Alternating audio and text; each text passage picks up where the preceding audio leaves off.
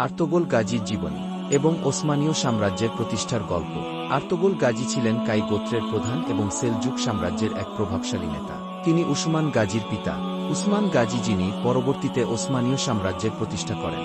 আর্তুগরুলের জন্ম 1191 বা 1211 সালের মধ্যে ঘটে বলে ধারণা করা হয়। শতাব্দীর তুর্কি সমাজ ছিল যুদ্ধ, রাজনৈতিক তেরস, কূটনীতি এবং বিভিন্ন ধর্ম ও সংস্কৃতির মধ্যে বিরুদ্ধে ভরা। মঙ্গোলদের আক্রমণে, বাইজেন্টাইন সাম্রাজ্যের সাথে দ্বন্দ্ব এবং সেলজুক সাম্রাজ্যের ভঙ্গুর অবস্থা তুর্কি গোত্রের লোকেদের কঠিন পরিস্থিতিতে ফেলে দেয়। কাই গোত্রকে নতুন ভূমিতে বসতি স্থাপন করানো এবং শত্রুদের হাত থেকে রক্ষা করা ছিল আর্তুগরুলের প্রধান লক্ষ্য।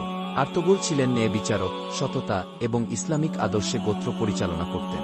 বাইজেন্টাইন সাম্রাজ্য এবং সেলজুক সুলতানের সাথে বন্ধুত্বপূর্ণ সম্পর্ক গড়ে তোলেন। মঙ্গোলদের আক্রমণ প্রতিহত করার কৌশল তৈরি করেন। আর্তুগরুল গাজী পশ্চিম আনাতোলিয়ার কিছু গুরুত্বপূর্ণ এলাকা দখল করে ওসমানীয় সাম্রাজ্যের ভিত্তি তৈরি করেন।